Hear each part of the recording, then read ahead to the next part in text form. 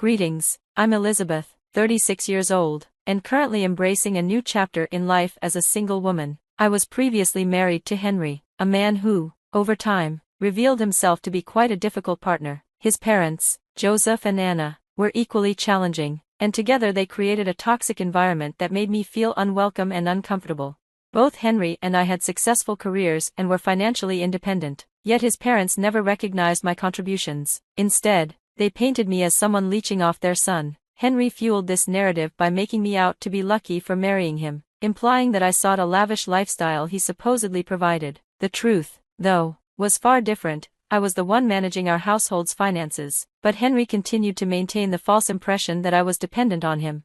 To protect what they believed was Henry's wealth, his parents insisted we sign a prenuptial agreement. I didn't mind the prenup itself, but what hurt me was that Henry never bothered to discuss it with me. He lied to his parents, claiming I earned far less than him when in reality, he had lost his job 2 years earlier and was fully dependent on me. I tolerated constant disrespect from both him and his parents out of love, but it became painfully clear I had made a mistake in marrying him. As the months dragged on, Henry's lack of ambition and refusal to find a job drained my patience and my savings. The final straw came when I decided to purchase a house with my own money. I had inherited a sum from a relative and worked hard to save up for this purchase. I found the perfect house, bought it entirely on my own, and put the title in my name. Henry hadn't contributed a cent, but that didn't stop him from complaining.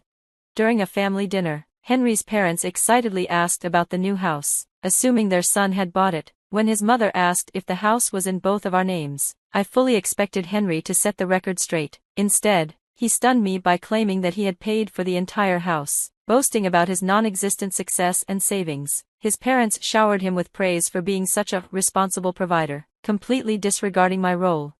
I was furious, but I managed to hold my tongue in front of his family. Once we were alone, I confronted Henry, demanding to know why he had lied. He brushed it off, saying, "I didn't want to disappoint them. I'll never tell them I lost my job, they'd be crushed." What was I supposed to do? Maybe not lie and take credit for something you didn't do? I shot back, but Henry refused to admit he was wrong. "What's done is done," he said dismissively. "I'm not going back to humiliate myself, let them believe what they want." That moment made me see Henry for who he truly was, someone who cared more about saving face than respecting me or being honest. It was clear that for the past 2 years, he had been using me. Still, things got even worse.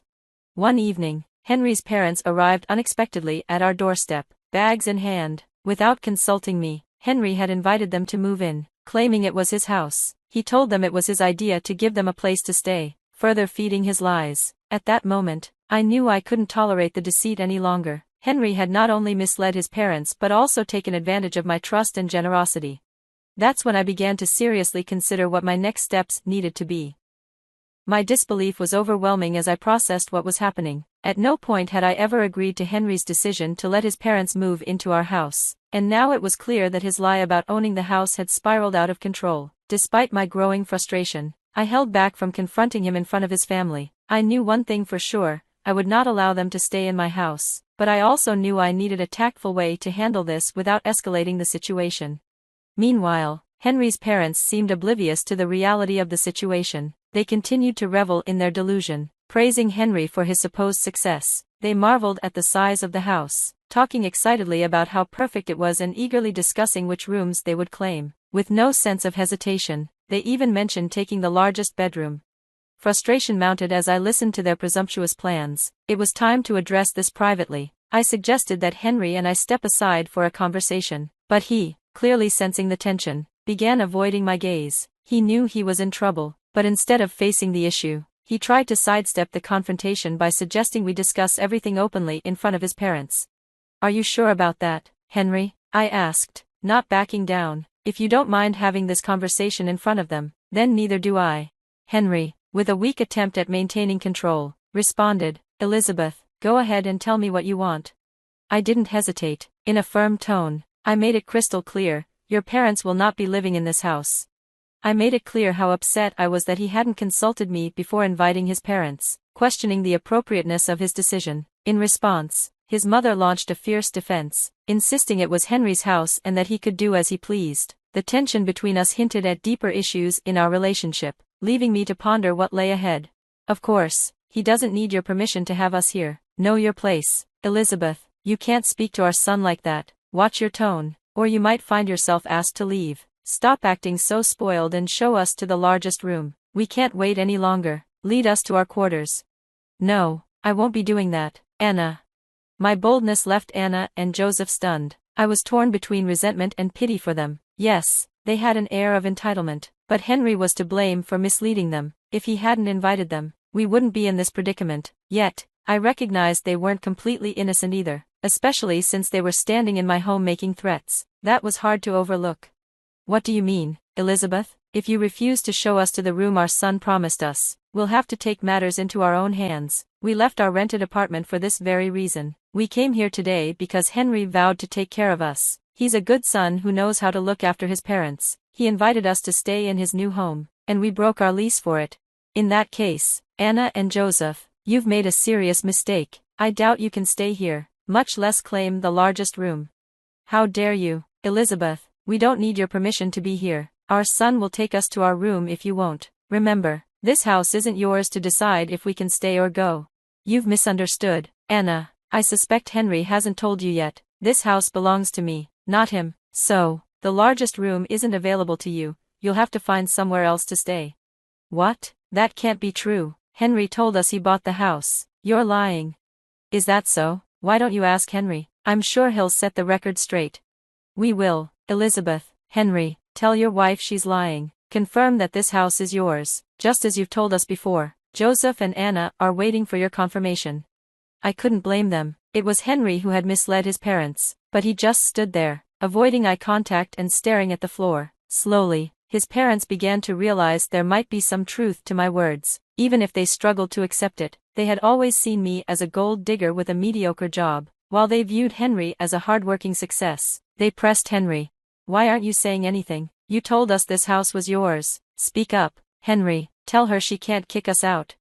I jumped in. What can he say? He's been deceiving you all along. I even have the property papers to prove I'm the sole owner of this house. No way, that can't be true. You have a simple job and limited finances. Our son has a significant income. There's no way this house belongs to you. I corrected Anna. Your son had a substantial income, yes, but he failed to mention he was fired 2 years ago and has been relying on my salary since then. And for the record, I have a great job. Just because I don't flaunt it doesn't mean I'm financially unstable. The shock on Joseph and Anna's faces was unmistakable as I revealed the truth. Meanwhile, Henry continued to avoid their gaze. They kept urging him to confirm what I'd said, but he stayed silent until I declared, "Enough drama for today. Joseph and Anna, I've hosted you long enough. It's time for you to gather your things and leave." Henry protested. "Elizabeth, you can't just throw my parents out like that. They ended their lease to be with us. They have nowhere else to go. You can't leave them on the streets." "Henry, I can and I will. No consultation happened before these choices were made, and you showed no consideration for their place in my home. While this may be your house," he shot back, "I'm also your husband. If I say my parents can stay, they will. You can't evict them. This house belongs to our son too, and everything that is yours is also his. You can't force us out. Anna, I can remove you, and Henry is no exception, since you're still legally married to me. Henry, I'll draft an eviction notice for you. Don't worry, you won't remain married for long." "What do you mean, Elizabeth? Are you planning to divorce me?" "Yes, my dear husband, I am. I'll call my lawyer tomorrow to set up an appointment. We should be able to serve you with the divorce papers in 10 days. Panic washed over Henry at the mention of divorce, and he exploded in anger, threatening to take half the house and claim alimony. I reminded him of the prenuptial agreement he and his parents had forced me to sign, which stated we couldn't claim alimony from each other and that our private assets would remain separate in the event of a divorce. Henry, suddenly recalling the prenup, was visibly taken aback. It became clear to both him and his parents what the implications were, and they suggested we hold off on an immediate divorce in favor of having a mature discussion about our situation. "Elizabeth, let's take a step back and talk this over. I'm sure we can find a compromise that works for everyone." "I don't care about what works for you, Henry. I won't be a financial crutch for you, and I refuse to let your parents take advantage of me after how they've treated me. That was in the past, Elizabeth. It's been years. Surely, you can move past it. It was just a minor issue. You and your mother threatened to kick me out just a few minutes ago because I wouldn't let you stay. No point in making excuses now. You and Anna need to leave, or I'll call the cops. I'd prefer Henry leave too, but he'll get an eviction notice if necessary. Henry, Joseph, and Anna pleaded with me to reconsider. They had terminated their lease, expecting to move in with us. Henry thought he could charm me into compliance as he had before, but he was mistaken. I was done being the family doormat, they could fend for themselves. After an hour of them still refusing to leave, I made the call. The police arrived and escorted them out while Henry yelled at me for embarrassing his parents. I reminded him he had a month to vacate my house, prompting him to shift his tone to one of apology and regret. From that night on, I barred him from my room. He took refuge in the guest room until he was served with an eviction notice. Meanwhile, his parents, having spent a chunk of their savings on a hotel, struggled to find a new place to rent. Surprisingly, they didn't allow Henry to move in with them, leaving him scrambling for accommodations.